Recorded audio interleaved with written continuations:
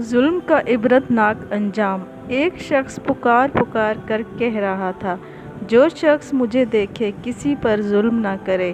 ایک شخص نے اس کی پکار سن کر پوچھا، اے شخص، تیری کیا کہانی ہے؟ اس نے اپنی یہ کہانی سنائی، میں ایک سپاہی تھا، ایک دن ساحل پر آیا، میں نے ایک شکاری کو دیکھا، اس نے ایک مچھلی پکڑی، میں نے اس سے کہا یہ مچھلی مجھے دے دو، اس نے انکار کیا، میں نے کہا یہ میرے ہاتھ فروخت کر دو، اس نے اس سے بھی انکار کیا، میں نے اس کے سر پر ایک کوڑا مارا اور مچھلی اس سے چھین لی۔ مچھلی کو ہاتھ میں لٹکاتے گھر کی طرف چل پڑا۔ اچانک مچھلی نے میرا انگوٹھا پکڑ لیا اور چبا ڈالا۔ انگوٹھا چھڑانے کی بہت کوشش کی، لیکن انگوٹھا اس وقت نکلا جب اس میں سوراخ ہو چکے تھے۔ میں نے ایک طبیب کو دکھایا، اس نے بتایا یہ مرض آگلا ہے، انگوٹھا کاٹنا پڑے گا، ورنہ یہ مرض سارے جسم میں پھیل جائے گا اور تو ہلاک ہو جائے گا۔ میں نے انگوٹھا کٹوا دیا، لیکن مرض ہاتھ میں آ گیا، پھر میں نے ہاتھ کٹوا دیا، مرض پھر آگے بڑھا تو میں چیخ پڑا، وحشت کے انداز میں بھاگ نکلا۔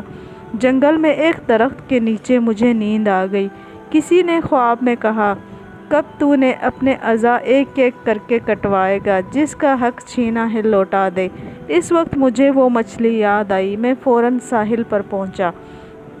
شکاری وہاں موجود تھا، اسے اپنا حال بتایا، اس سے معافی مانگی۔ میرا حال دیکھ کر اس نے کہا، میں نے تجھے معاف کیا۔ اس کے یہ کہتے ہی میرے ہاتھ کے کیڑے گرنے لگے۔ میں نے اس سے پوچھا، آپ نے بد دعا کی تھی، اتنا تو بتا دیں۔ اس نے بتایا، میں نے کہا تھا، اے اللہ، تو نے ہی اسے اور مجھے پیدا کیا ہے، اسے مجھ سے قوی بنایا ہے اور مجھے کمزور، اس نے مجھ پر ظلم کیا، نہ تو نے مجھے اس پر بچایا، نہ اتنی طاقت دی کہ اس کے ظلم سے محفوظ رہتا، اپنے آپ کو اس سے بچا لیتا۔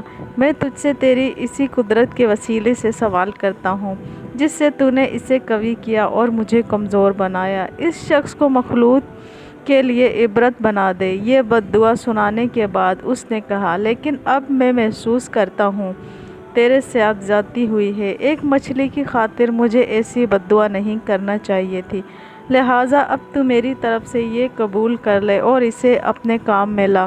یہ کہہ کر اس نے مجھے 20,000 درہم دیے، لہٰذا میں پکارتا رہتا ہوں، جو مجھے دیکھے وہ کسی پر ظلم نہ کرے۔